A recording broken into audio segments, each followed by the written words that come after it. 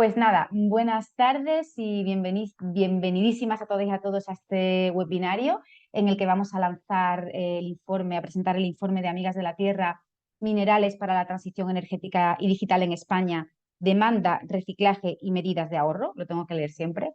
Bueno, agradeceros la atención y la acogida que ha tenido este webinario. Yo soy Adriana Espinosa, responsable de Recursos Naturales y Residuos de Amigos de la Tierra. Y bueno, la verdad que nos hacía muchísima ilusión la sesión que vamos a tener hoy, por una parte porque este informe le tenemos mucho cariño, ha sido un informe bueno, que nos ha gustado mucho hacer y que se haga, y lo lanzamos con mucha ilusión, y también porque queríamos contar hoy con, bueno, con gente que nos ayudase a tener una conversación pues un poco amplia sobre esta temática, ¿no?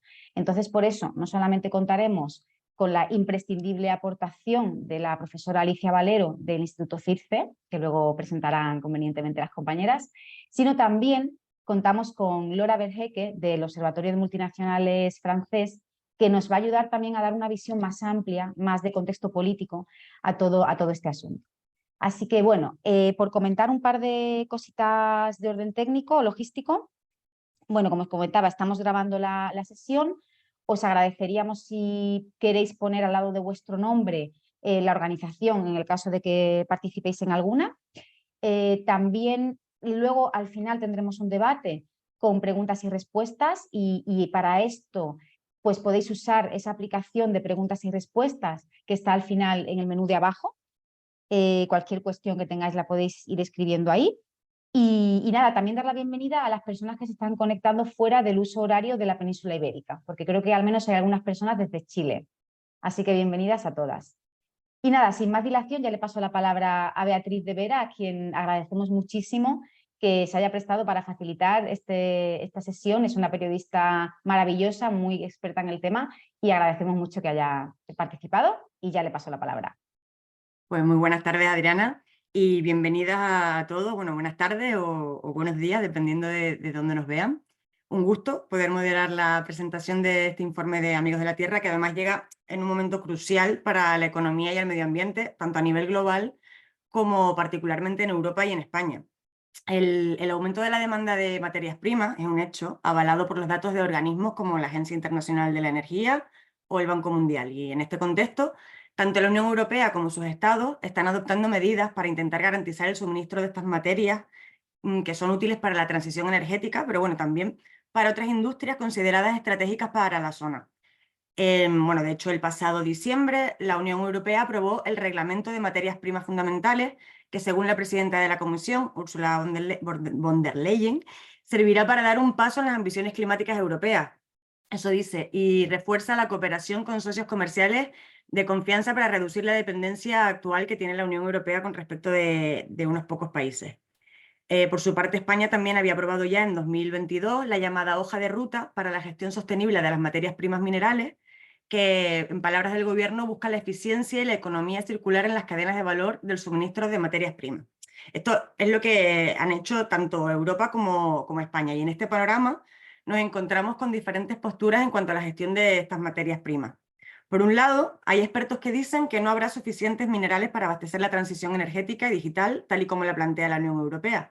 Y por otro, hay voces de la sociedad civil que alertan de los impactos socioambientales que conllevarán un aumento de esta minería y demanda que la transición ecológica sea justa a nivel social y global. Y bueno, por todas estas cuestiones pasaremos en esta presentación del informe que, como ha dicho Adriana, se llama Minerales para la transición energética y digital en España, demanda, reciclaje y medidas de ahorro, y que han realizado en Amigos de la Tierra. Las expertas que nos acompañan analizarán cómo será la demanda mineral asociada a la implementación de los planes de transición energética en España, profundizarán en el contexto político en el que se insertan estas acciones sobre materias primas y bueno, también habrá tiempo de buscar soluciones. Ellas nos hablarán de las alternativas que se están poniendo sobre la mesa para garantizar una transición ecológica sostenible y justa para todas las personas. Ya me callo y presento a estas tres especialistas para que nos desgranen el informe y sus implicaciones. Bueno, recordamos que durante toda la sesión se pueden ir compartiendo las preguntas, tal y como ha dicho Adriana, y que es en la pestaña de preguntas y respuestas, no en la de chat, del menú de Zoom. Y bueno, al final de la sesión las ponentes responderán a esas preguntas. Primero saludamos a Adriana Espinosa, a la que ya habéis oído presentar el webinario. Ella es la responsable de Recursos Naturales y Residuos de Amigos de la Tierra y la encargada de coordinar el informe que presentamos y que calcula el aumento de la demanda de minerales asociado a los planes de transición energética y digital en España hasta 2050. Dicha investigación también cuantifica el impacto que supondría una mayor contribución de metales reciclados que llevaría a la menor necesidad de extraer materias primas vírgenes. Buenas tardes, Adriana. Buenas tardes. Contamos también con la presencia de Alicia Valero, directora del Grupo de Investigación de Ecología Industrial en el Instituto CIRSE y profesora titular en la Universidad de Zaragoza. Alicia es la investigadora principal en este informe de Amigos de la Tierra. Hola Alicia, encantada. Encantada.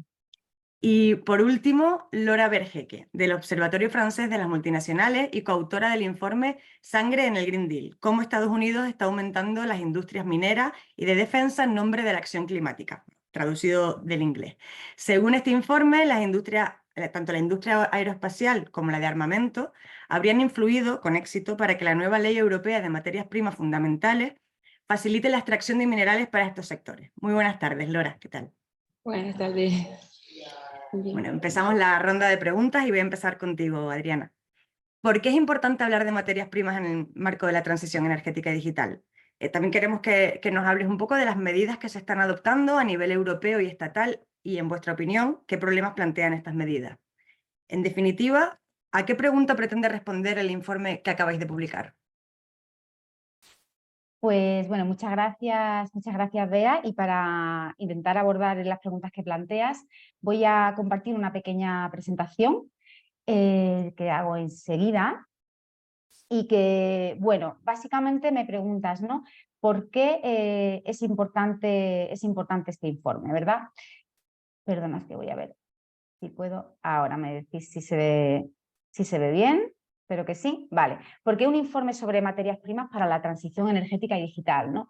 Bueno, ya has explicado muy bien el contexto. Evidentemente tenemos una urgencia, que es acometer la transición ecológica. Eso absolutamente nadie lo duda, o bueno, casi nadie lo duda, ¿no?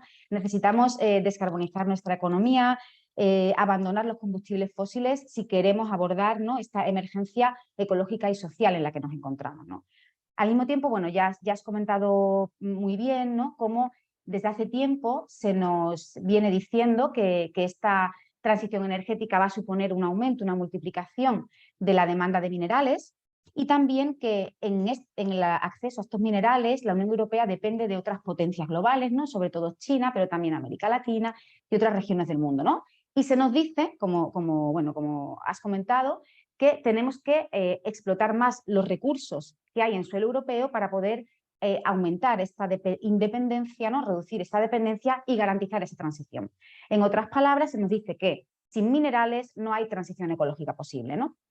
Pues bien, este marco narrativo acompaña una serie de procesos legislativos que también has estado comentando, ¿no?, como son ese reglamento de materias primas fundamentales de la Unión Europea. Una norma que lo que hace es intentar garantizar el acceso de la Unión Europea a esas materias primas consideradas fundamentales.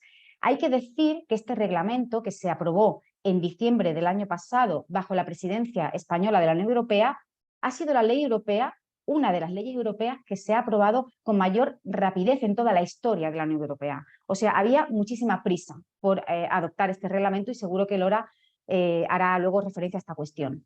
Pues bien, entre otras cosas, este reglamento va a suponer un aumento en la extracción y procesamiento de los minerales tanto dentro como fuera de la Unión Europea, una agilización y aceleración de los permisos para este tipo de industrias, facilidades en financiación y también una relajación de los estándares ambientales.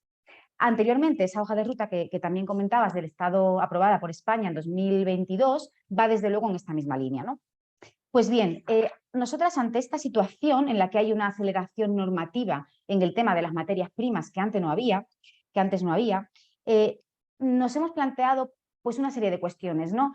Creemos que hay que analizar con espíritu crítico esta narrativa, este modelo de transición energética y digital que se nos plantea, ¿no?, cuestionar, no tomarla como un dogma, y también analizar las premisas en las que se asientan estos desarrollos normativos que acabo de comentar, ¿no?, y ver si estas premisas corresponden a datos y a diagnósticos o si hay mitos, ¿no? también detrás, ¿no? Como a veces pasa.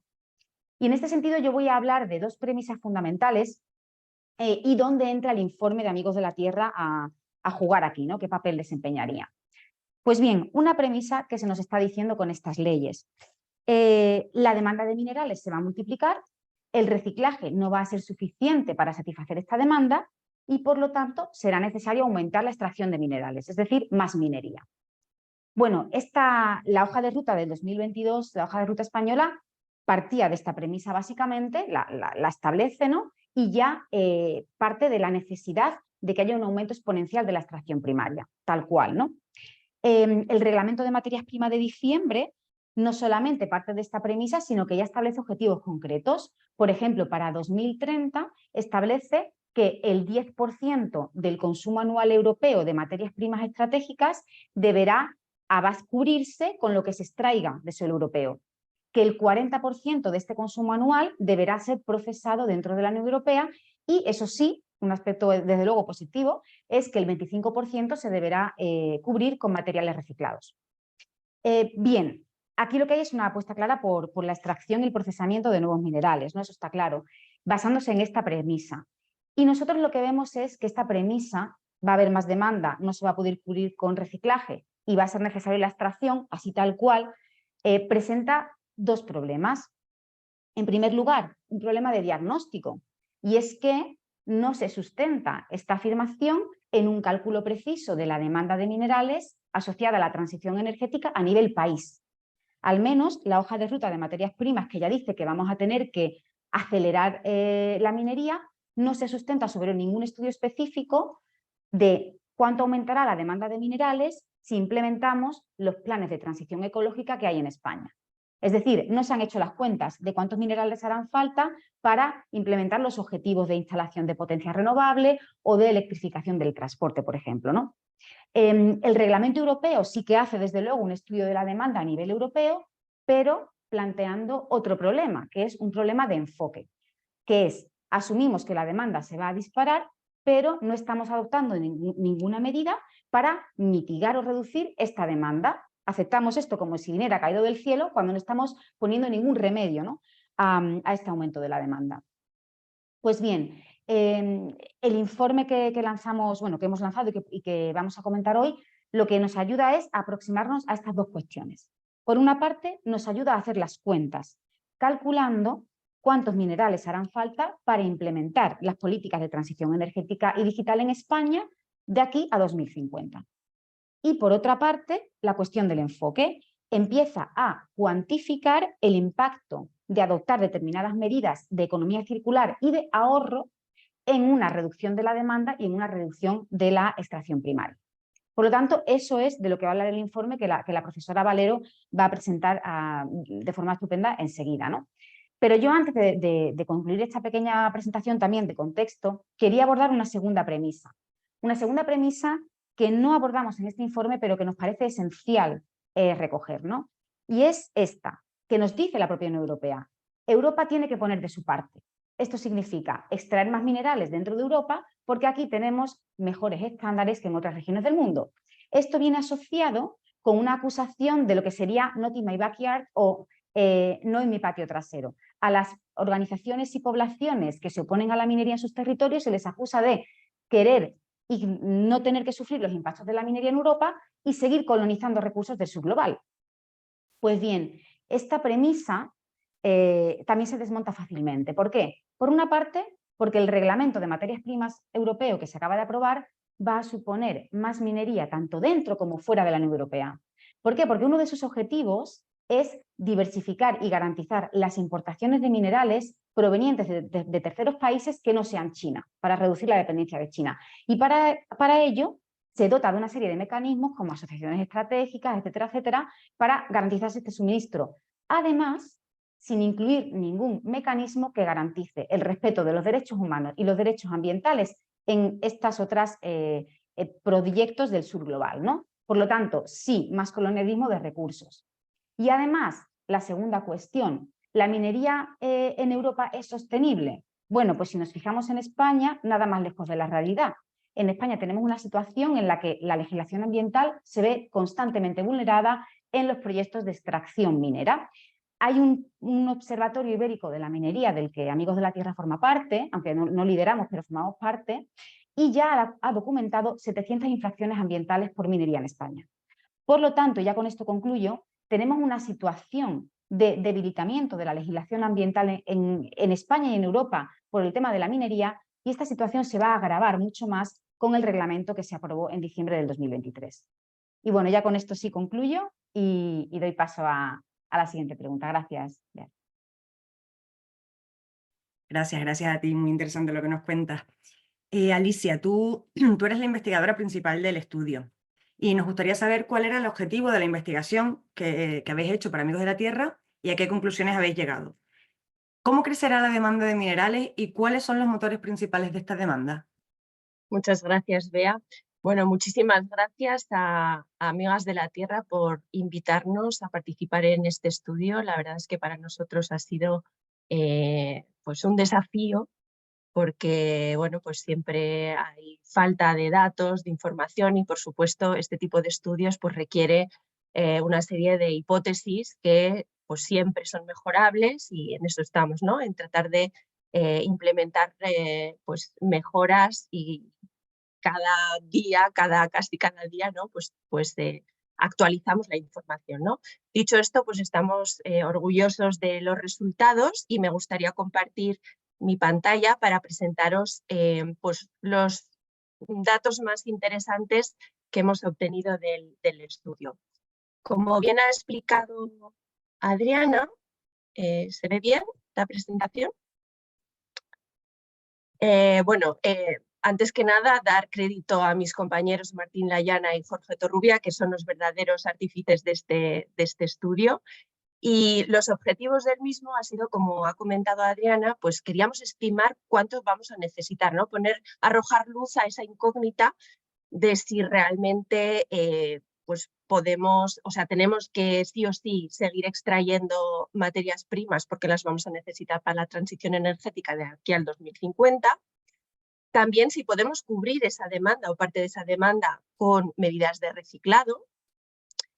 Y, por supuesto, si hay otras alternativas más allá de la extracción primaria y del reciclado para, pues para satisfacer las necesidades que podamos tener en el futuro, ¿no?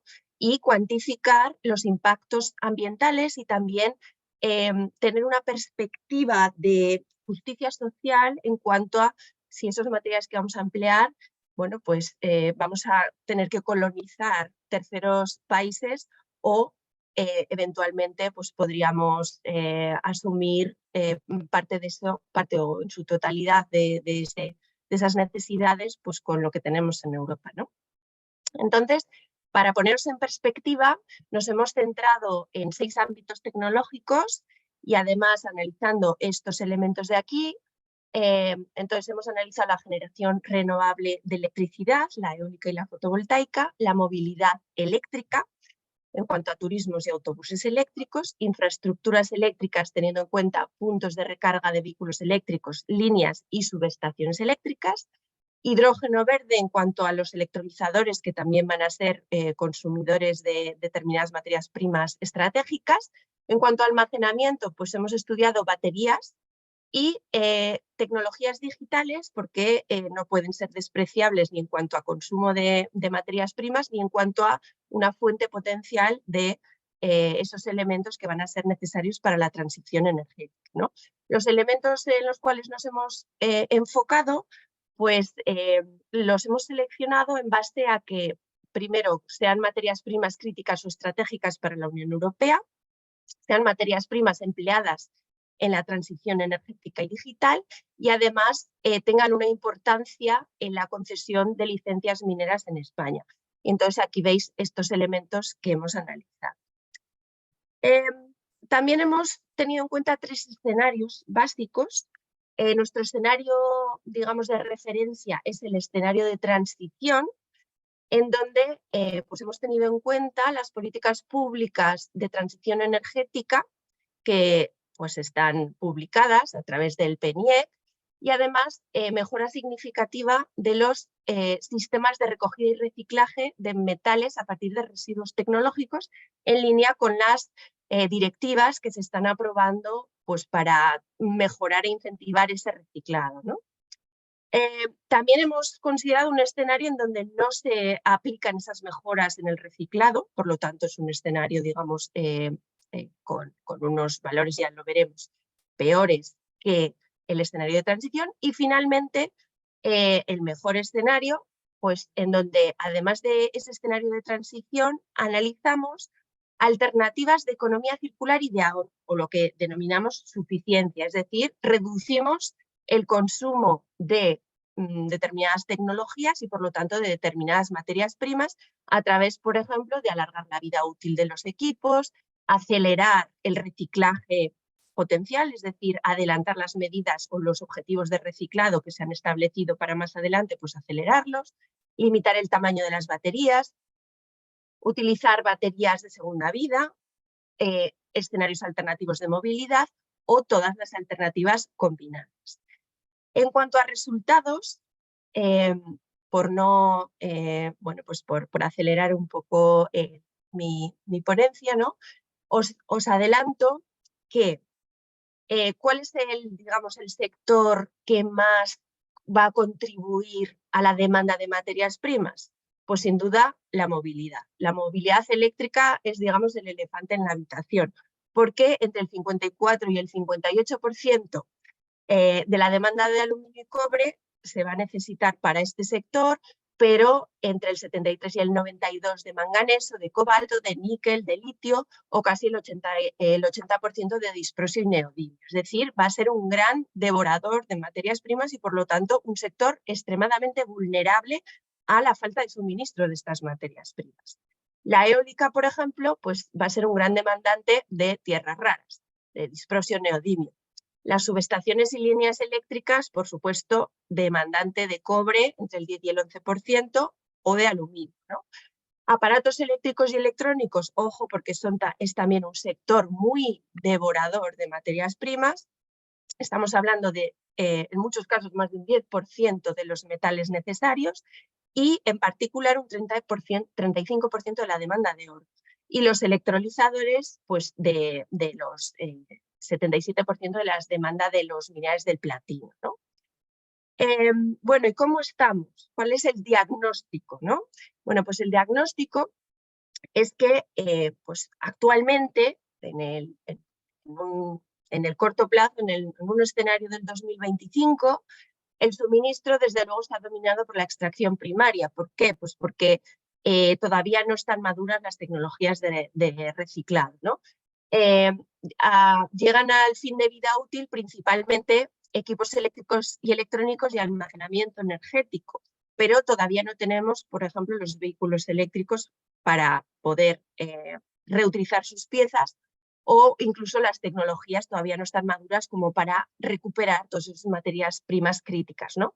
Y en general lo que tenemos actualmente son unas elevadas pérdidas de recogida y reciclado. Así que tenemos que tirar de la minería. Pero el escenario poco a poco va mejorando porque aumenta el porcentaje de demanda cubierto desde el reciclaje, entran con fuerza ya los turismos eléctricos de fin de vida y los residuos eléctricos y electrónicos, y reducimos las pérdidas en recogida y reciclado. Por supuesto, para alcanzar estas tasas lo que tenemos que hacer es hacer determinados esfuerzos que ya se están promoviendo pues, a través de las normativas europeas y también en materia de investigación y desarrollo, ¿no? Y en el 2045 pues, podríamos llegar en ese escenario de transición a cubrir en torno al 50% de la demanda. Aquí aparecen ya grandes flujos de baterías de turismos eléctricos fin de vida como fuente de reciclaje y reducimos las pérdidas por recogida y reciclaje. En definitiva, lo que vemos es que hay camino por recorrer, pero se pueden, digamos, las medidas de reciclado.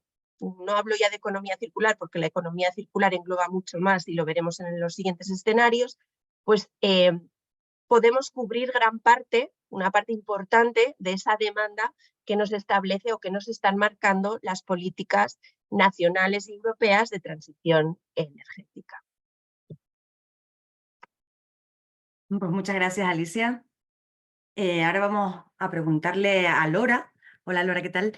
Las instituciones europeas han presentado una nueva ley de materias primas fundamentales, como ya hemos dicho antes, y que pretende ser una herramienta esencial para que la transición energética, es decir, la descarbonización de nuestras economías, tenga lugar. Sin embargo, en vuestro informe argumentáis que esta ley se ha diseñado para favorecer a otras industrias, más bien, como la del armamento o la del espacio. ¿Podrías hablarnos un poquito más de este trabajo? Sí, muy buenas tardes a todos y todas. Perdón por el acento francés.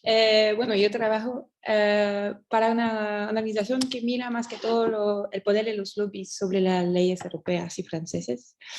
En este caso, vino a visitarnos una persona de Francia que nos dijo, bueno, oye, hay esta ley en Bruselas que dicen que es una ley verde, pero están hablando mucho de algunas materias primas que no tienen nada que ver con la transición.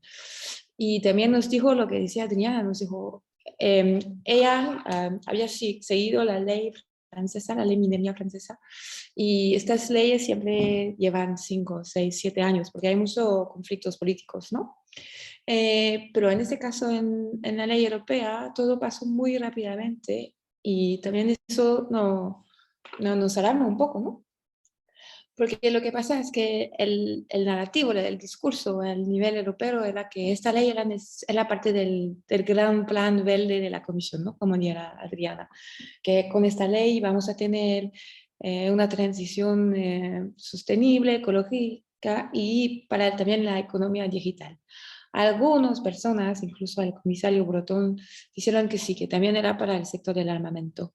Pero el discurso en general era, no, eso es una ley verde. Pero lo que hicimos es, hemos mirado dos listas. Una lista es la lista científica. Estas materias primas sirven para estos sectores. Es la lista de la Comisión Europea.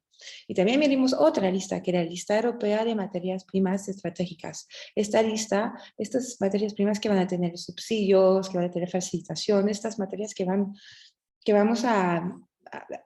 para estas minas que vamos a abrir minas en Europa o afuera de Europa, ¿no? Lo que llaman estratégicas. Bueno, pues hay materiales dentro de esta lista política que solo sirven para el sector de defensa y armamento. Un ejemplo es titanio.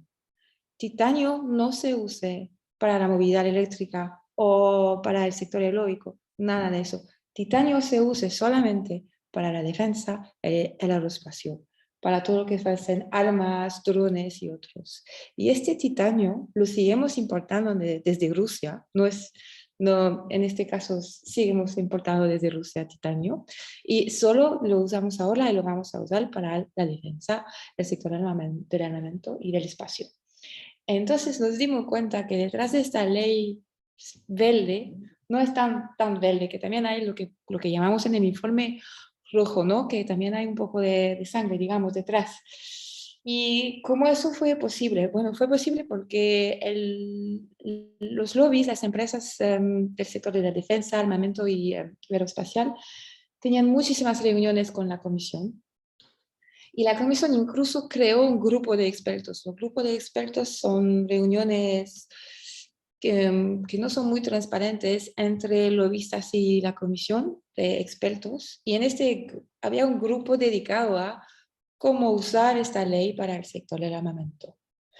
Y también ayudó mucho la Agencia Europea de Defensa, que también apoyó mucho que algunos de estas materias primas no solo sirven para la transición verde. Bueno, también lo que fue muy, bueno, digamos útil, lo siento, era la guerra en Ucrania. Eso también que cambió mucho el discurso, ¿no? De repente no era un problema de abrir minas para hacer armas. Y bueno, lo que también vimos, y yo creo que es importante, como tú decías, Adriana, y es que hay muchos mitos, ¿no? El primer mito es esto de la mina verde, ¿no? yo tenía el sentido en todos los discursos europeos que la gente no se daba cuenta de lo que es una mina. Que sí, vamos a abrir una mina para la transición verde, pero una mina no puede ser verde, ¿no? Y esto es el discurso que las empresas minerías han ganado en Bruselas. Los decididores, incluso los diputados europeos verdes, empezaron a hablar en favor de minería sin pensar en lo que significa. Y otro mito es lo del reciclaje. Sí que el reciclaje lo queremos, pero hay problemas con el reciclaje que a veces son problemas sociales, ¿no?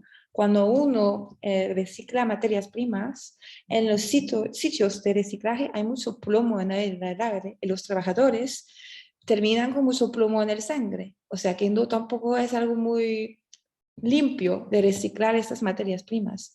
Entonces, el problema para nosotros es por eso que escribimos el informe, era intentar de impedir un poco, de disminuir un poco este discurso de ¿es una ley verde? No, no es una ley verde porque también es una ley para la industria del armamento.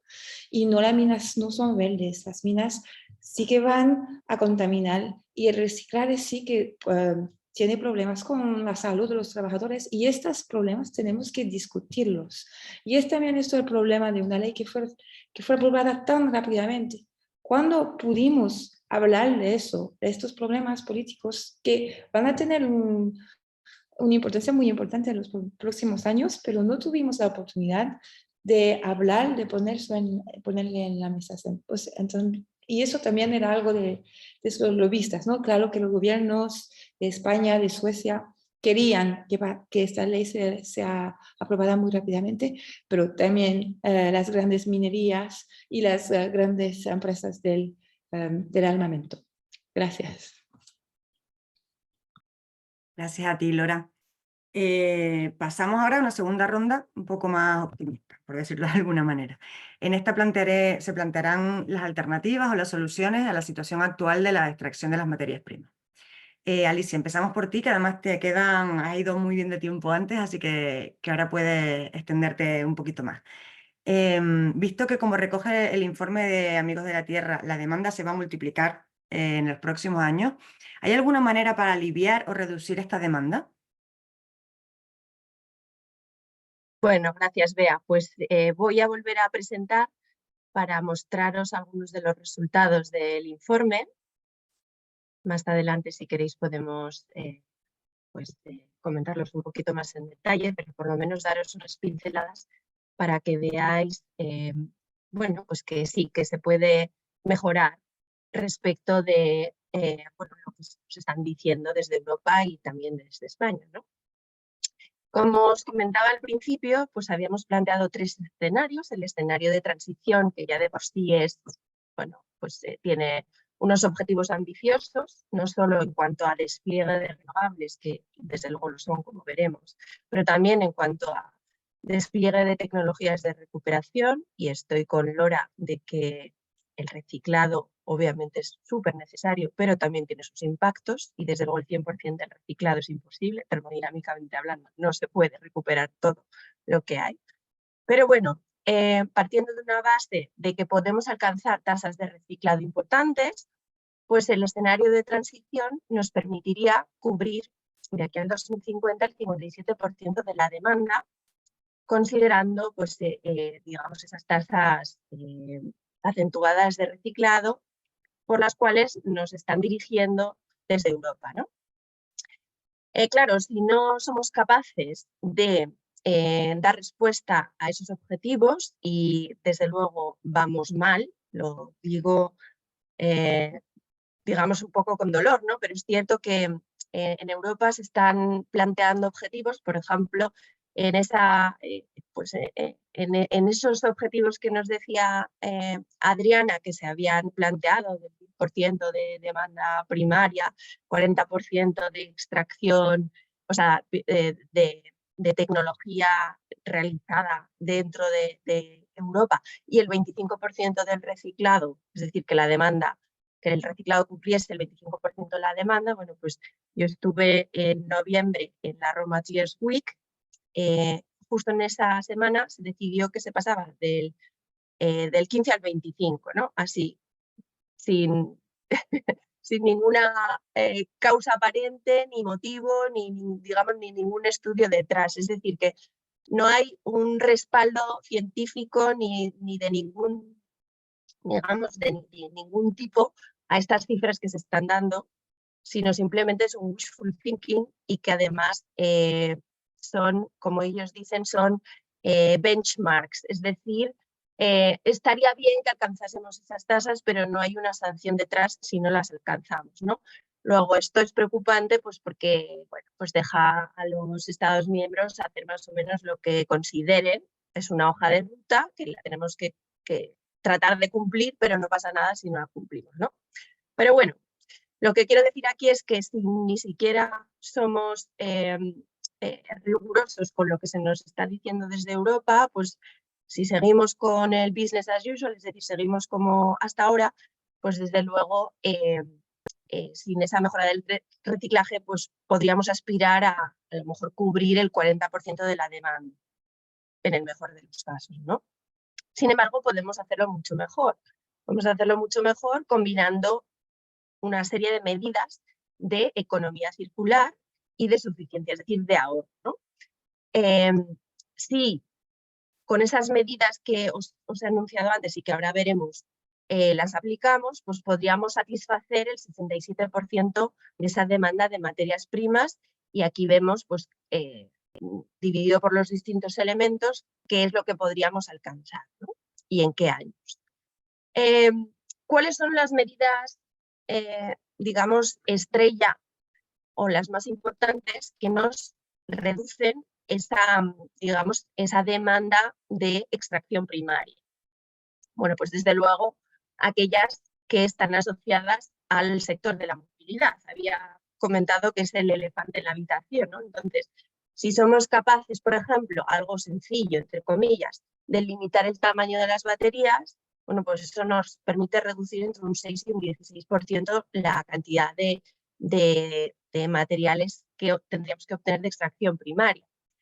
Y desde luego, si planteamos un escenario de movilidad, pues en donde se prima mucho más en vez del vehículo eléctrico, el transporte público, la bicicleta, etcétera, pues podemos alcanzar hasta un 35% de demanda. Es decir, la movilidad es aquí un sector muy determinante.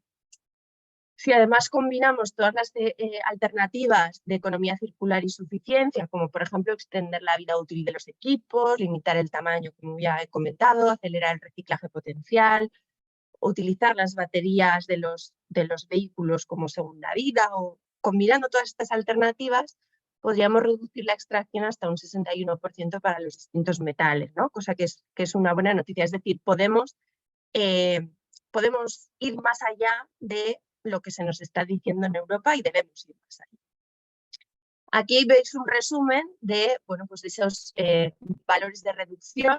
Si no hiciésemos nada, en el peor de los escenarios, y si siguiésemos como hasta ahora en cuanto a tasas de reciclaje y recolección, pues eso implicaría que tendríamos que aumentar la extracción primaria en un 41%. Tendríamos que aumentar. Si aplicamos esas tasas de reciclaje que se nos están diciendo un poco, pues casi con los ojos cerrados, ¿no? Tenemos que hacerlo sí o sí. Bueno, pues podríamos, como vemos aquí, veríamos que la extracción, pues que el reciclaje, pues supone un porcentaje más del 50% de esa demanda. Y si además aplicamos esas medidas, digamos, de economía circular mejoradas o potenciadas y de ahorro o de suficiencia, pues podríamos no solo reducir la demanda, sino también reducir en la mitad pues esa extracción primaria que se está requiriendo actualmente, ¿no? Luego hay que ir a por ese escenario, incluso ser más ambicioso, ¿no? Y si analizamos ahora cuáles son los impactos, estábamos hablando de los impactos, ¿no? Los impactos, la minería no es verde, per se no hay minería sostenible, se puede hacer mejor o se puede hacer peor, pero en general pues la minería es cierto que tiene una serie de impactos. Uno de los impactos más evidentes es que tienes que extraer mucha roca, tienes que mover mucho terreno para poder obtener pues un elemento concentrado al fin y al cabo, ¿no? Entonces aquí vemos expresado en, imaginaros que tenemos buques que tuviesen que cargar todo ese material de roca extraída o simplemente el elemento por sí que necesitásemos, ¿vale? Pues en el escenario de transición, pues necesitaríamos solo de los metales 2 buques, ¿vale? 2 buques con todos esos metales necesarios para la transición energética y digital. Pero, ojo, que para extraer esos metales tenemos que haber removido un montón de roca y eso se traduce, si tuviésemos que transportarla, obviamente esto es una suposición, ¿no? Es para tratar de visualizar el impacto, pues eso implicaría 636 buques cargueros, de los enormes, ¿vale? Si no hiciésemos esas mejoras de reciclado, pues ese valor de 636 se duplicaría a más de 1.200. Ahora bien, si combinamos las alternativas de economía circular y suficiencia, de ahorro, pues ese valor se reduciría a 136, que sigue siendo mucho, pero por lo menos se reduce de forma significativa. Por lo tanto, como vemos, bueno, pues el impacto desde luego siempre va a estar ahí, siempre que hay extracción primaria hay impacto, no solo en cuanto a remover, digamos, la tierra, todos los impactos que hacemos sobre los paisajes, sino los impactos medioambientales, impactos sociales, impactos sobre el agua, etcétera, pero podemos hacerlo. Y hablando con una perspectiva de justicia social, como ha adelantado Adriana, bueno, pues en Europa no queremos depender de terceros países, pero somos conscientes de que no somos capaces de poder satisfacer esa enorme necesidad de materias primas y tenemos que establecer alianzas con terceros países porque sí o sí no vamos a poder ser autosuficientes, ¿no? Bueno, pues si considerásemos lo que de forma equitativa nos tocase a cada uno de nosotros, de nosotras como españoles, pues considerando que somos la población de España es un 0,6% de la población mundial, bueno, pues suponiendo que nos toca, y ojo porque obviamente esto tiene muchas connotaciones, justicia, no sé si es justicia que tengamos que apropiarnos de ese 0,6%, pero bueno, al menos tenemos ahí una perspectiva, ¿vale? De si encima superamos esa cifra que nos toca equitativamente con el 0,6% de las reservas, pues todavía peor, ¿no? Bueno, pues considerando ese 0,6% de las reservas que de forma equitativa nos eventualmente tocaría, pues en el escenario de transición vemos que superaríamos digamos, las reservas que nos tocan en algunos elementos, como por ejemplo el cobalto, el litio o el níquel, considerando que aquí solo estamos evaluando una serie de sectores, luego mete todos los otros sectores. Es decir, ¿qué significa esto? Que si todo el mundo hiciese la transición energética como estamos planteando en España y en Europa, no habría reservas suficientes. Si encima no aplicamos esas medidas de reciclado, pues todavía el escenario se empeora, obviamente. Aquí ya suenan las alarmas para el cobre, para la plata, por supuesto para los anteriores, el cobalto, el litio, el níquel, y por supuesto, pues esto es un escenario desde luego no deseable, ¿no? Y finalmente, con esas medidas adicionales de economía circular y de suficiencia, pues bueno, a pesar de que hemos querido ser ambiciosos, claro, como tenemos que atender a los planes que se están estableciendo en España del despliegue tan masivo de energías renovables, pues a pesar de todo superaríamos las de cobalto y en el litio pues de nuevo sonarían las, ¿no? Es decir, que hay que plantear no solo esas medidas de ahorro y de suficiencia, sino también el propio plan, ¿no? Si realmente necesitamos todas esas renovables que se están se están anunciando que necesitaremos. En conclusión, la demanda de metales para la transición energética y digital está impulsada fundamentalmente por la movilidad eléctrica. Este es el sector más vulnerable y el que más quebraderos de cabeza va a dar en general. Si consideramos unos ambiciosos sistemas de recogida y reciclaje, como se están estableciendo, pues podríamos cubrir la mitad de la demanda de metales de aquí al 2050. pero además, si aplicamos esas medidas de suficiencia y de economía circular, es decir, de ahorro y de alargar la vida útil, etcétera, pues podríamos reducir incluso a la mitad esos requerimientos que establecíamos respecto de ese escenario de transición. Y en general lo que vemos es que la extracción primaria asociada a la transición energética y digital implica que superaríamos la fracción equitativa de algunos elementos básicos como son el litio y el cobalto, lo que implica pues, que hay que de alguna forma replantear también la esencia de esa transición energética porque, insisto, si todo el mundo hiciésemos esa transición, pues no habría reservas suficientes. Y con esto, pues luego estoy a vuestra disposición para dudas. Pues muchas gracias, Alicia, muy clarificadoras las infografías, sobre todo esa la de los buques. Adriana, considerando estos escenarios alternativos de los que habla Alicia, ¿cómo piensas que podemos avanzar hacia una transición ecológica justa y sostenible? Bueno, muchas gracias y muchas gracias a Laura y Alicia por las excelentes presentaciones.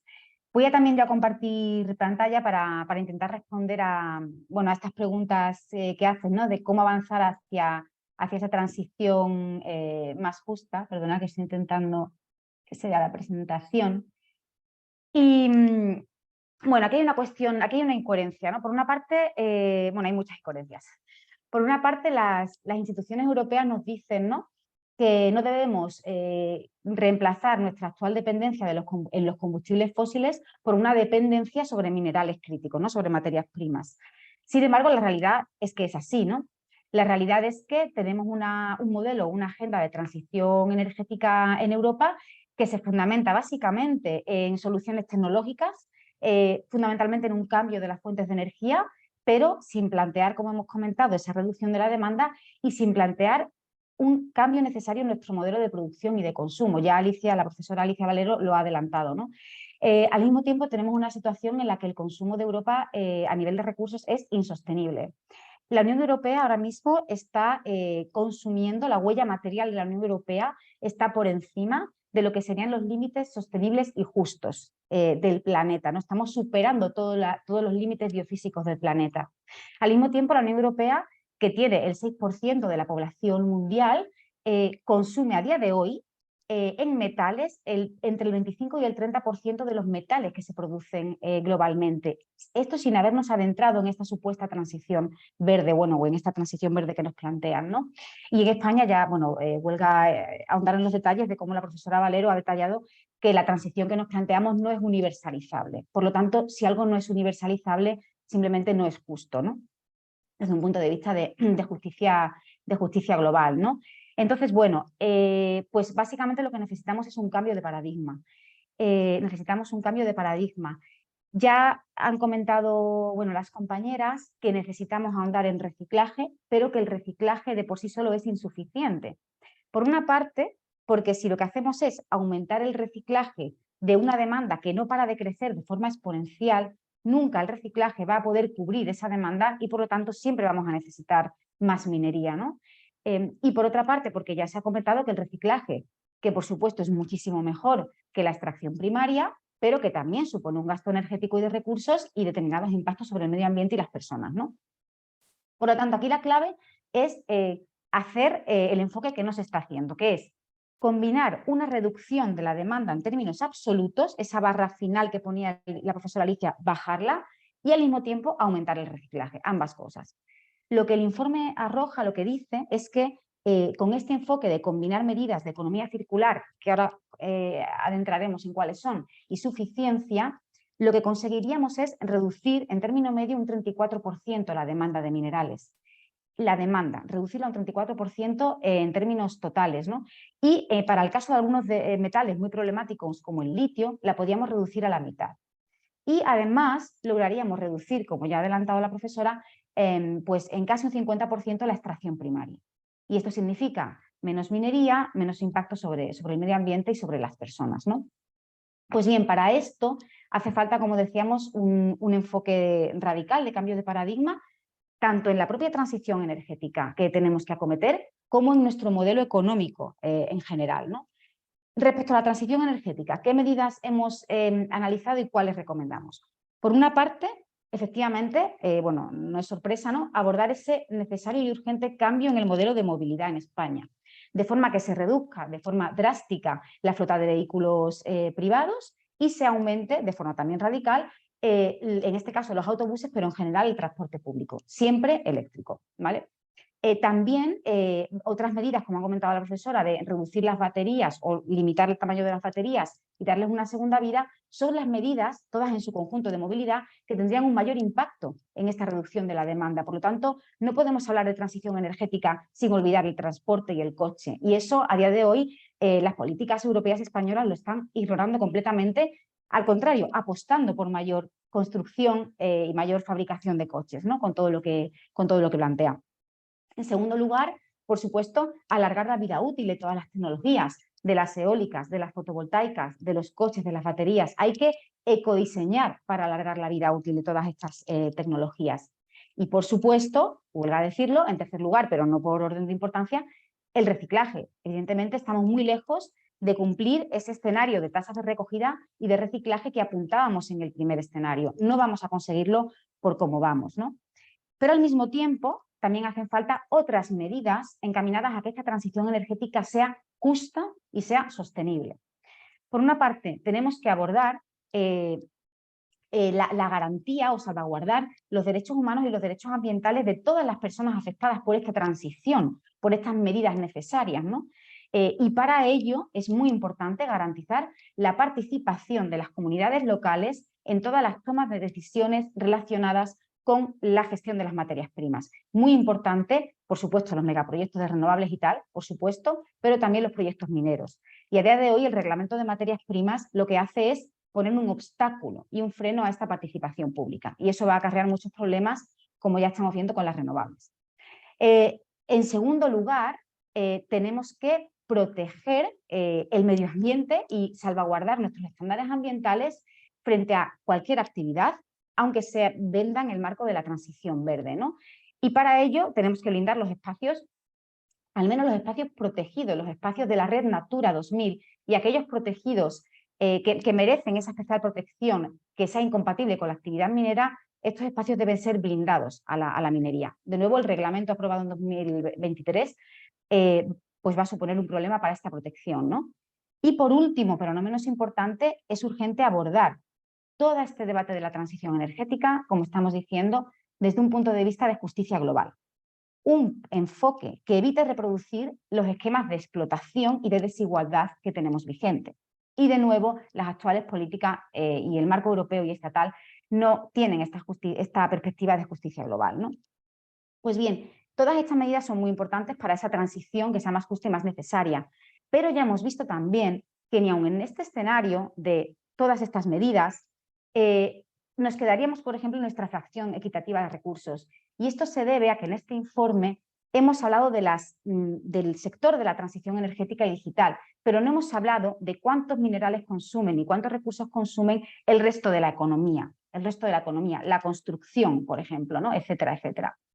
Entonces, lo que nos parece, ¿no?, y lo que cada vez más organizaciones venimos argumentando, es que una transición justa y sostenible no va a ser posible en el marco de un modelo económico que está basado en un crecimiento ilimitado y en un sistema de explotación, ¿no?, de las personas y del planeta. Y por lo tanto hace falta, en general, esa urgente reflexión sobre el cambio de sistema. Hace falta ahondar en esas políticas que van más allá del crecimiento ilimitado. Ahora se le llama poscrecimiento. El año pasado hubo una conferencia en el Parlamento Europeo donde incluso fue la presidenta de la Comisión von der Leyen a hablar de poscrecimiento, pero básicamente esto es lo que de toda la vida se viene llamando decrecimiento. Y el decrecimiento, ya con esto acabo, Bea, perdona, a pesar de que tenga mala prensa por la razón que sea, el decrecimiento no es precariedad, no es sufrimiento, no es una austeridad en el sentido negativo, sino todo lo contrario. Decrecimiento básicamente significa priorizar a la hora de gestionar y planificar la economía, priorizar aquellos sectores que satisfagan el bienestar general y las necesidades básicas con un menor impacto ambiental. Pues podemos hablar de salud pública, podemos hablar de sanidad, de educación pública, podemos hablar de agroecología, En tema energético podemos hablar de las comunidades energéticas, métodos colectivos que además garantizan esa soberanía, ¿no?, energética de las comunidades y los pueblos. Hay que priorizar aquellos sectores y aquellos países que de manera histórica tienen todavía que crecer mucho más, ¿no? Pero también, por supuesto, reducir aquellos sectores que son más destructivos con el medio ambiente y las personas y que ofrecen pocos o nulos beneficios sociales. Y evidentemente tenemos que hablar del armamento y de la carrera hacia la militarización extrema que estamos viviendo en los últimos años y que no solamente es mala para, por supuestísimo, las personas, la paz y la justicia, ¿no?, sino también para el medio ambiente. Entonces, bueno, con esto yo ya termino y me callo. Muchas gracias. Muchas gracias a ti, Adriana. Nada, no te ha sobrado una coma. Lora, a ver, visto el problema que identificáis en vuestro informe, yo te voy a hacer más o menos la misma pregunta que Adriana. ¿Podemos avanzar hacia una transición ecológica justa y sostenible? ¿Y cómo lo hacemos? ¿Qué haría falta para lograrlo? Bueno, Adri y Alicia ya han dicho muchas cosas que querían decir.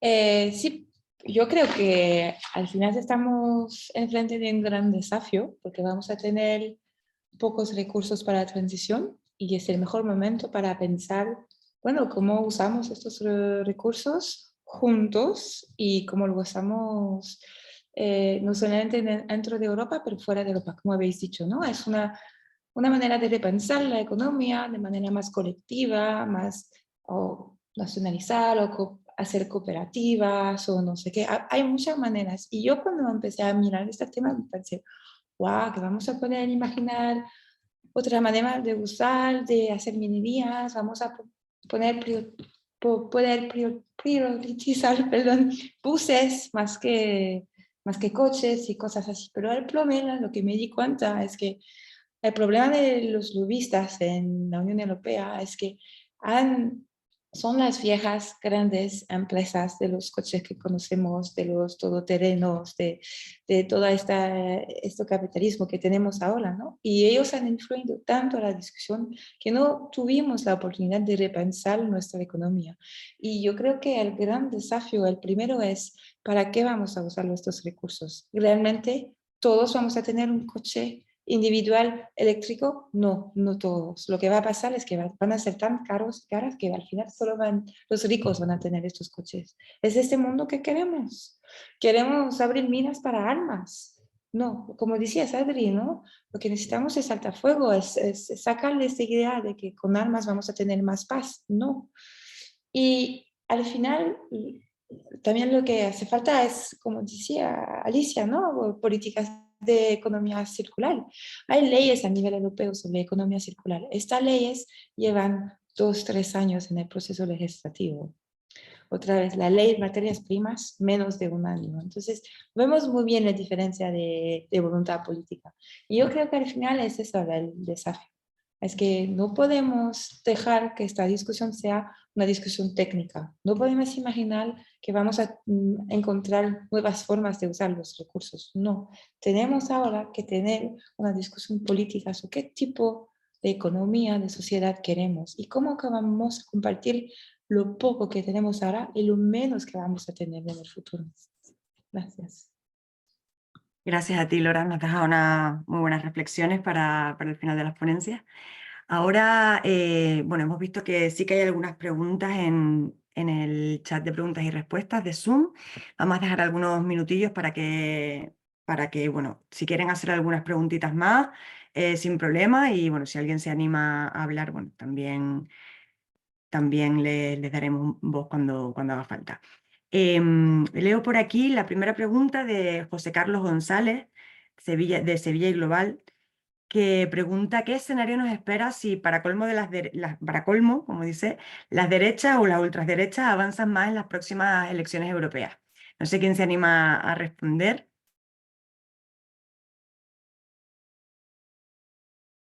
Bueno, yo por romper el hielo, pues un escenario no bueno.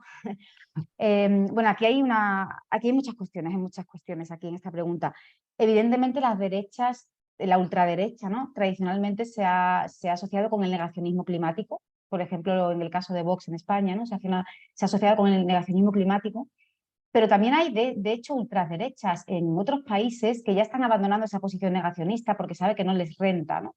Y que están pasando más bien a una postura de ecofascismo. Ecofascismo es básicamente asumir que hay una carrera global por los recursos, que los recursos son escasos y que más vale que nos lo apropiemos nosotros, los de aquí, ¿no? Para que no se los queden los otros, ¿no? Con lo cual es una política de control de materias primas combinadas con políticas fascistas o fascistoides, ¿no? Y de racismo, ¿no? Y bueno, pues no va por buen camino, pero yo sí que quería comentar que en muchos aspectos, y esto no es una opinión muy popular, pero hay que quiero decir, en muchos aspectos los partidos de socialdemocracia, ¿no? Los partidos del centro moderado, emulan y replican las políticas de ultraderecha, ¿no? Sobre todo en cuestión de control de fronteras y de racismo institucional. Entonces, sí hay que tener miedo y precaución frente a la ultraderecha, pero que ese miedo no nos haga olvidar, ¿no? Y ser menos críticos con las políticas de ultraderecha que ya se están aplicando. Si alguien quiere Muchas añadir gracias, más, por Adriana. supuesto. Hay otra pregunta que creo que le voy a lanzar directamente a Alicia. Araceli Reimundo dice, me gustaría que se comentara la importancia de la reducción de la demanda de movilidad con un urbanismo menos disperso y en el fomento de las economías de kilómetro cero. Bueno, como había comentado, la movilidad, el uso del vehículo eléctrico privado, pues va a ser el mayor demandante de materias primas, con lo cual todas las medidas asociadas a reducir esa demanda pues van a ser altamente impactantes. Como decía Lora, pues probablemente no vamos a tener un vehículo todo el mundo eléctrico. Se verán los precios cómo van a ser. Parece que van a aumentar, aunque con la irrupción de los coches en China hace poco, pues tuve la ocasión de ver lo que está ocurriendo en China y allí todo el mundo tiene vehículo eléctrico, o sea, ya es una realidad, pero yo creo que fijarnos en China es como que el sur global se fije en Europa para replicar, ¿no? O sea, están años luz y realmente no vamos a ser capaces de que todo el mundo siga ese modelo. De tal forma que, obviamente, el transporte de larga y media distancia tiene su impacto, por lo tanto, el tema de comercio kilómetro cero, además de todas las en alimentación, como había explicado Adri, pues hay que replanteárselo el modelo, pero desde luego el impacto en la movilidad va a ser muy importante. Va a ser muy importante y tendremos que ir a por él. Y el tema de las baterías, pues esto es un poco como ocurrió con el vehículo de combustión, ¿no? Que los vehículos cada vez eran más eficientes. ¿A costa de qué? A costa de motores cada vez más grandes y más potentes. El resultado final fue un aumento importantísimo del consumo de combustibles fósiles, de petróleo, en la movilidad, ¿no? A pesar de que individualmente los coches fuesen más eficientes. Pues algo así equivalente va a ocurrir con el vehículo eléctrico. No estamos hablando de consumo de combustible fósil, sino de consumo de minerales asociado al tamaño de los motores y de las baterías, ¿no?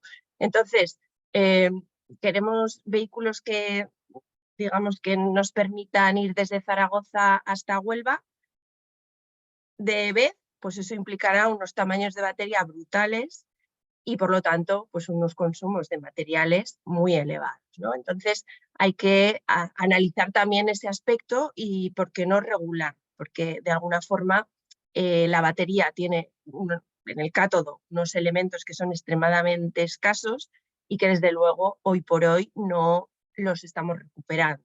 Se está estudiando para recuperarlos, pero a día de hoy no somos capaces de hacerlo. Por lo tanto, todas aquellas medidas que vayan en la dirección de reducir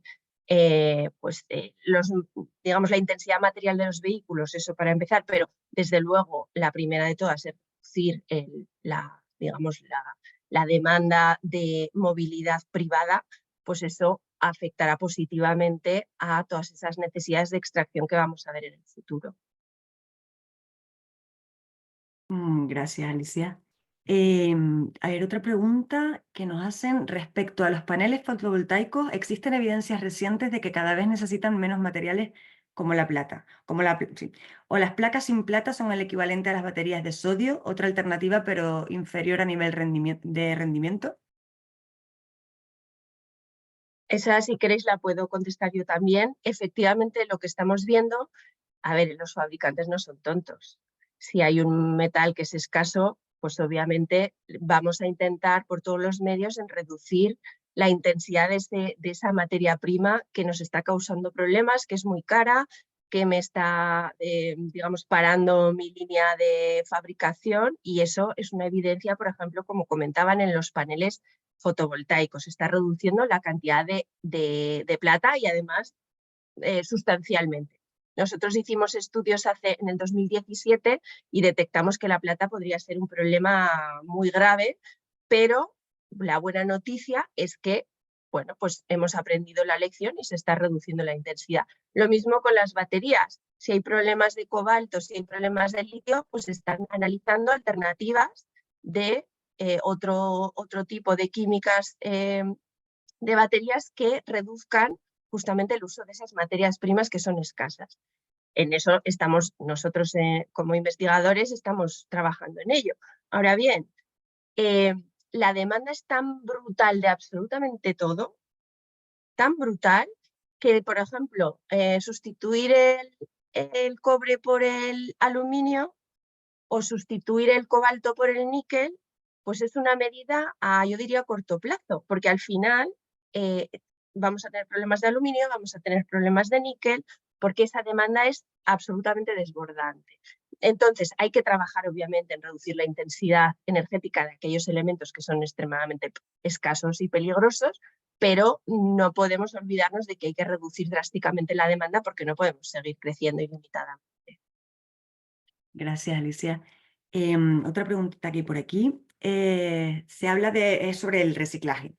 Dice Augusto Barcenilla. Se habla del reciclado, pero considero que los sistemas actuales de reciclado no llegan a recuperar la mayoría de los elementos. ¿Se está haciendo un brindis al sol pensando que el desarrollo tecnológico conseguirá esas cifras? No sé quién se anima. ¿Lora? Bueno, es que Vaya, Adriana, vaya.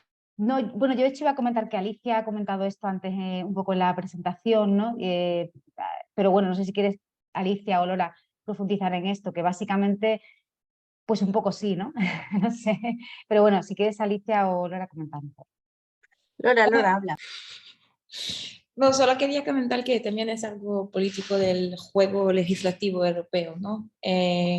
La propuesta de la Comisión, que la Comisión escribió la ley y después el Consejo, los Estados miembros y el Parlamento la modificaron juntos. Y el Parlamento, insisto en eso, el Parlamento quería ganar algo de esta ley y el Parlamento se votó por más reciclaje. En este caso es solo el juego institucional europeo que hizo que tengamos 25%. Yo quería añadir, porque estamos en el instituto, obviamente estamos analizando cómo reciclar y estamos trabajando con el sector de la automoción porque es el más vulnerable y lo que nos estamos dando cuenta para todo, también para los equipos eléctricos y electrónicos, es que como los aparatos no están diseñados para ser recuperados, para que sus materias no se recuperen, pues es complicadísimo el poder llegar a tasas importantes. Primero tienen que llegar a los canales adecuados, que eso ya no está ocurriendo. Pero si llegan a los canales adecuados, somos solo capaces de extraerlo, pues lo de siempre, digamos, el acero de mala calidad, porque se junta todo con todo, y si tú juntas, lo pongo mucho este ejemplo, ¿no? Si tú mezclas vino bueno con vino malo, al final tienes vino malo. Pues lo que estamos haciendo es eso, estamos mezclando todo con todo y al final tenemos materiales malos, aceros malos, por ejemplo, ¿no? Y luego esos metales críticos, pues directamente no se recuperan. Por lo tanto, hay mucho camino que recorrer. Por la urgencia que tenemos en Europa, estamos como locos tratando de mejorar esas tasas, pero en parte le doy la razón a la persona que lo ha comentado, es un poco un brindis al sol, porque no está respaldado realmente por la realidad actual en cuanto a lo que es posible y lo que no es posible. Pues muchas gracias. Hay otra pregunta por aquí que creo que puede responder Adriana. ¿cómo dificulta la ley de 2023 la protección de los espacios protegidos? Pues, bueno, básicamente la ley supongo que se refiere a la pregunta al reglamento de materias primas, ¿verdad? Bueno, pues la ley lo que hace es que clasifica una serie de proyectos como proyectos estratégicos. Estos proyectos son aquellos que se destinan a la extracción, procesamiento o reciclado de las materias primas consideradas estratégicas. Esta lista política, ¿no?, más precisa que comentaba Lora, que se beneficia de un montón de cosas por este reglamento. Pues bien, entre otras cuestiones, estos proyectos, incluyendo extractivos, serán considerados de interés público superior. Al ser considerados de interés público superior, significa que podrán, digámoslo así, en bruto, pasar por encima de determinadas leyes ambientales, incluyendo la Directiva de Espacios Naturales Protegidos. Es decir, aunque se muestre por una evaluación de impacto ambiental que estos proyectos, incluyendo proyectos mineros, tendrán un impacto adverso severo sobre el medio ambiente y estos espacios, se podrán autorizar ya que se consideran de interés público superior, ¿vale? Porque el reglamento considera que conseguir esos minerales es un bien jurídico a proteger, incluso por encima de lo que es la protección natural de esos espacios. Y por eso, evidentemente, es un problema. Ha habido, bueno, la sociedad civil hemos hecho muchísima presión, hemos intentado hacer mucha presión para que esta cláusula de interés público superior pues que se quitase, pero bueno, como ha comentado Lora, frente al lobby industrial, pues es que no somos una hormiguita, pero sí, está ahí. No sé si Gracias, es verdad Adriana. la pregunta, espero que sí. Bueno, antes Lora comentó que hay un mineral que solo se usa para armas y drones. Consuelo pregunta cuál era y bueno, yo añado si había había más minerales que solamente se usaban para la industria armamentística. Bueno, pues muchos de esos minerales se usan por muchos usos, movilidad digital o armas. Y entonces, titanio metal, titanio en español, es el mejor ejemplo de que eso no se use para la transición verde. Se use la mayoría para drones, armamentos y aeroespacio, un poco para el sector digital. Pero nada más. Y eso lo dice la Comisión Europea en su lista científica, digamos. En los otros casos, también midimos el aluminio y otros, vemos que es muy raro de tener una materia prima que sirve para un uso, son muchísimos usos. Pero también quería añadir algo, es que esta lista política, la de que hablo Adriana, es una lista que va a cambiar en el futuro. O sea que cada 3-4 años los lobbies van a poder otra vez intentar añadir algunas materias primas. Tuvimos algunas posiciones de los lobbies que incluso algunos querían incluir uranio para la energía nuclear. Entonces, que él no está cerrado el tema. Y lo que quería también decir es lo que dijo Adriana es muy importante. Lo de repente llega una ley que dice que el interés estratégico superior va alrededor de todo, o sea, es encima de todo, perdón. Y es la primera vez que lo vimos y lo que yo me doy mucho miedo es que si será la única vez, porque imagino que si de repente podemos hacer lo que queremos con las leyes medioambientales, eso me da mucho miedo para el futuro. A mí me gustaría añadir a lo que ha comentado Lora. Hace unos años realizamos un estudio sobre el caso del wolframio, del tungsteno, del cual España es uno de los mayores productores. Y hay una historia curiosa que ocurrió con el intercambio de oro nazi y el wolframio de España, ¿no? Y bueno, el wolframio es uno de los elementos estratégicos. ¿Por qué? Pues porque, bueno, además de otros usos, pero es fundamental en general toda la armamentística, ¿no? Entonces aquí vemos cómo efectivamente, pues, y entiendo que también está favorecido pues, por toda la agitación, todos los conflictos armados que se están dando, el hecho de que estos elementos que son sobre todo importantes para el sector aeroespacial y el sector armamentístico, pues se están incluyendo en las listas. También añadir que yo llevo siguiendo las listas de materiales críticos desde que empezaron. En el 2011 creo que eran 14 elementos críticos. Cada 3 años se van actualizando y ahora estamos en más de 34 elementos críticos. Es decir, que si seguimos con ese aumento exponencial, toda la tabla periódica va a ser crítica. Entonces, aquí está clarísimo que el problema de base es pues el modelo que tenemos que es el equivocado.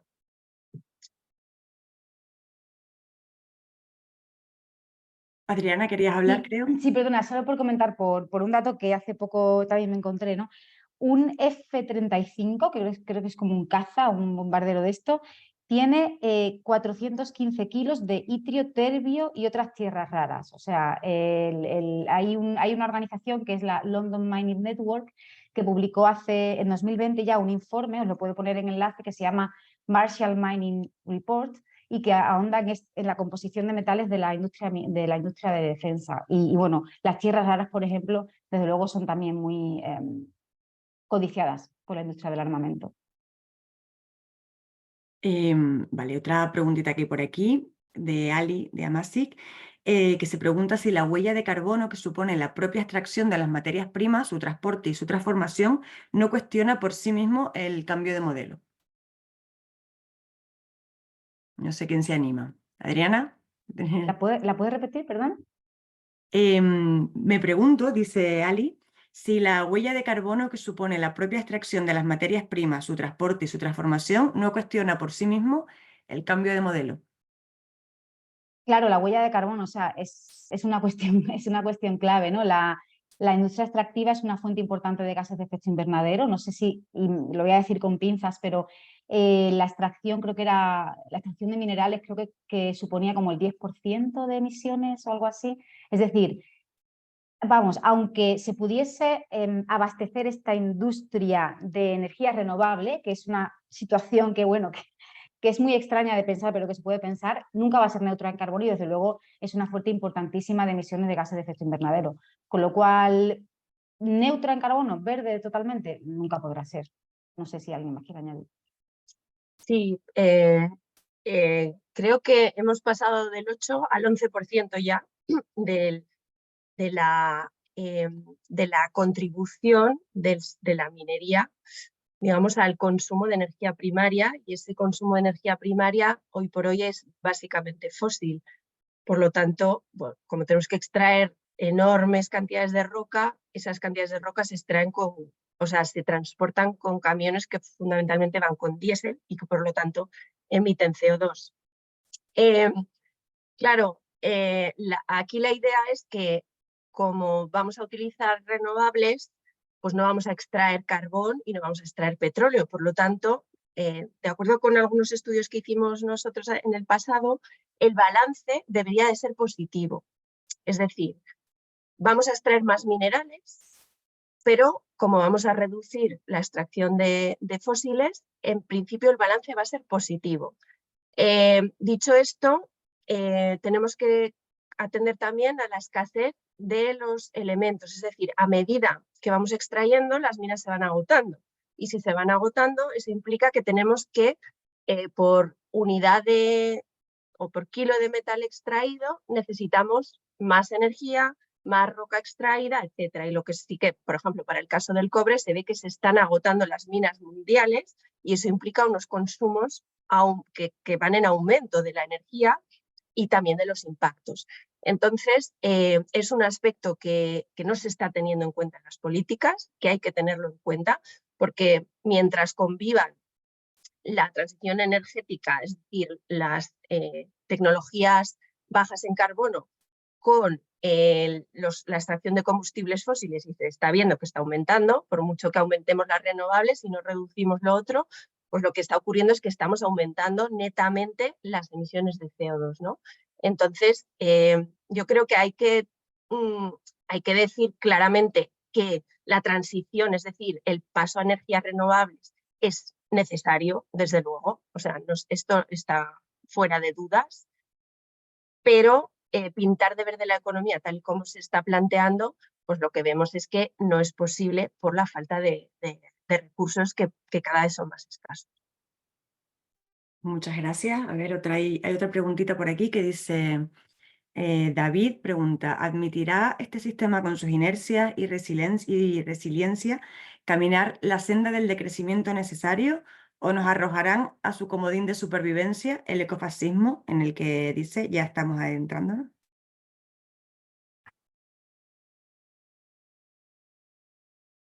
Bueno, es una pregunta retórica. A ver, es complicado. O sea, yo creo que estamos aquí viendo...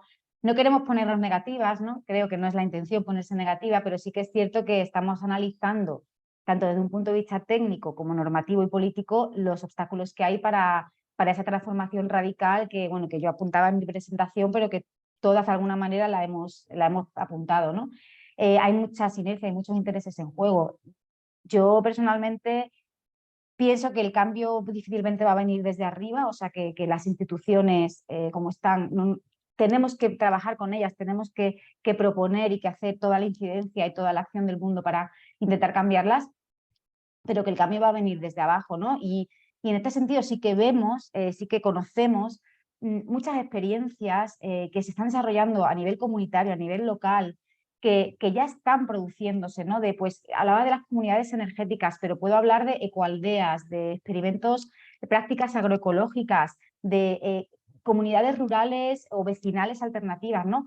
Se crean y existen lazos de apoyo mutuo y de prácticas comunitarias que son alternativas, que son no contra el sistema directamente, pero al menos al margen del sistema, ¿no? Y que en este sentido construyen esas grietas en el sistema que son las que dan una luz de esperanza, al menos para la que habla. Pero bueno, sí, desde luego es complicado. Gracias, Adriana. A ver, creo que hay alguien que quiere hablar, que tiene la mano levantada. Félix Talego, ¿puede ser? Hola, creo que te han abierto el micro. Hola, Hola, sí, ¿ya se me escucha? perfectamente. Sí, buenas tardes. Bueno, primero felicitaros por el trabajo del informe. Aquí habéis expuesto las ideas principales. No lo he leído todavía, pero evidentemente lo voy a leer. Yo, eso, felicitaros y luego animaros a seguir por el camino que lleváis. Me parece fundamental. En la última intervención de Adriana, pues mostraba una esperanza, pero tímida, porque bueno, la situación no es demasiado halagüeña, pero no hay que perder la esperanza. Siempre se puede estar peor y hay que remar en el lado positivo, hacia el lado positivo como vosotras estáis haciendo. Yo, habiendo escuchado vuestras intervenciones, solamente hacía muy brevemente un par de sugerencias, ¿no? Utilizáis la expresión materias primas, que es una expresión que procede, tal y como se usa contemporáneamente, del lenguaje de la economía convencional, como yo digo, tanto la línea de los economistas liberales como la línea de los economistas marxistas o socialdemócratas.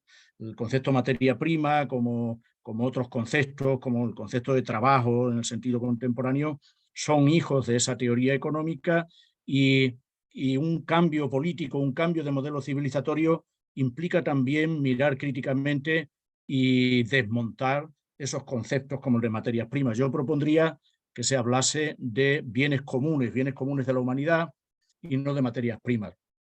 Y luego, y lo último, muy brevemente, habláis de decrecimiento. Por supuesto, el decrecimiento es la vía de crecimiento o muerte. Ahora bien, como dice José Manuel Naredo, por ejemplo, pues yo conozco trabajos comunes de José Manuel Naredo con Valero, con Alicia, y el decrecimiento es un concepto grueso o tosco que necesita ser perfilado, ¿no? Entonces hay que ir al decrecimiento, pero con discernimiento. Decrecimiento con discernimiento. Esto significa hacer taxonomías, como plantea también en algún libro José Manuel Naredo, ¿no? Pondré un ejemplo muy elemental, ¿no? No puede ser considerado lo mismo la batería que utilice una ambulancia que la batería que utilice un coche privado. Tienen que estar legisladas de manera distinta e incluso fabricadas para que no puedan utilizarse con cambiazo unas por otras, ¿no? Entonces, claro, y por último, creo que hay una noción que procede de un pensador poco conocido, pero que es injustamente poco conocido en Europa, que es John Rawls, que habla de bienes primarios. Bienes primarios. El concepto de bienes primarios no tiene nada que ver con el de necesidades primarias o necesidades básicas, que procede también de la literatura económica. Y nosotros y nosotras que estamos buscando otro modelo político, otro modelo civilizatorio, tenemos que seguir indagando en esta dirección, ¿no? Entonces yo pongo sobre la mesa esa noción, no me voy a explicarla, no quiero abusar del tiempo. Muchísimas gracias a todos y a todas. Gracias, Félix. A ver si Adriana creo que quiere responderte. Bueno, gracias Félix, encantada de tenerte por aquí.